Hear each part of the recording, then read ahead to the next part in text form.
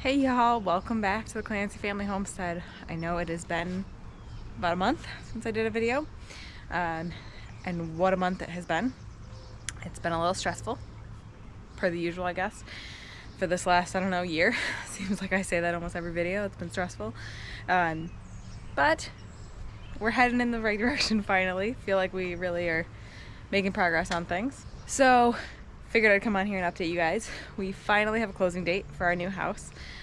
We are closing next Wednesday, which is super exciting. Very ready to be in the new house, but that's been a whole thing, which I'll tell you guys in a little bit. I wanted to show you guys what's been growing and what's been hatching. So first, green stalk is doing amazing. The beans are doing wonderful. We're able to harvest some beans, getting some yellow beans too. Doing really good. So we're just snacking off of here right now. Just enough to snack on, not enough to preserve or anything like that. Got some herbs growing too. Look at these potatoes, guys. Holy moly. They're starting to die back a little bit in some spots, which is totally normal for this time of year.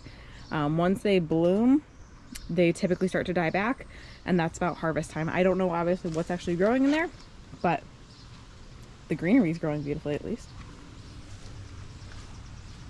Now my buckets that I've been growing in, not looking so hot. They have not really recovered. They started to look a little bit better, but then they just kind of went downhill again, which is fine. It is what it is for this year. You know, I'll take it. My mother-in-law's stuff is growing beautifully. She's got a million beans on there. We gotta actually pick some today. These are my daughter's sunflowers. She planted those for homeschool, and we just decided to put them in the ground here. My son's got some beans over there too. She's got buttercup squash growing that I think is going to produce beautifully this year. Tomatoes are starting to look a little blighty, totally normal. These are the cucamelons and a cucumber, really not doing much of anything. They've grown, but that's, you know, upward, and that's it. This one needs to get staked up. I never got anything for them to stake them because it's just been, we've been busy. But that's a Berry's Crazy Cherry. Those are looking really good. They all have grown like really tall and skinny, not out. That one lost its main leader, so it is a little bit more bushy looking. Got some jalapenos that are ready, a couple of them. Spoon tomato looks absolutely terrible. These are some Amish paste. I planted 3 in a bucket. Definitely not a good idea. This is sun sugar. And I mean, we've gotten a couple cherry tomatoes off of them. That's a snacking pepper. Haven't gotten any there yet. There's blossoms, but no peppers yet. And then this is the Cherokee purple that lost the main leader, so it's kind of bushing out. But there's fruit. Again, not a ton, but it's something. I wasn't really anticipating a whole lot of harvest this year anyway, so it is what it is. We'll take what we can get, even if it's just a couple things.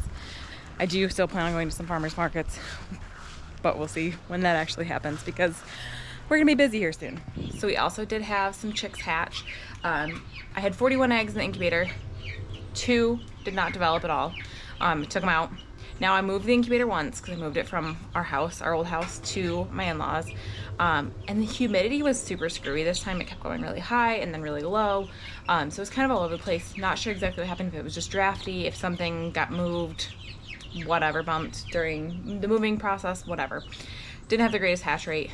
Ended up with, out of the 39 eggs that were left, 28 started hatching or did hatch. 2 started hatching and died during hatching for whatever reason, and then we lost one other one after it hatched. We actually put it in here in the brooder, but it was just really weak from the get-go. It needed some assistance in hatching, which typically does not end up well, and so we did lose some. So we have 25 chicks. They hatched about a month ago now, so they're getting pretty big, and they're going to be ready to go outside very soon. But I'll show you them. So lots of variety. Clearly got at least one roux. That boy right there, that big one, definitely roux. But they're obviously going to be straight run, so we don't know what's what. But they're beautiful. They're cutie patooties. Got some top hats on some of them. That one's got like a mohawk over there. They're adorable and very ready to be outside. All right, let me give you guys a little update as to what happened at the house, or with the house, in the last month. So we're purchasing an estate, which means the owner passed away and now the family is selling it. which I didn't anticipate complicating things that much, but it did. There was no power on at the house, there was no water, there was no heat. We knew all those things. We knew it needed work. We knew it's a fixer-upper. That's why we wanted it.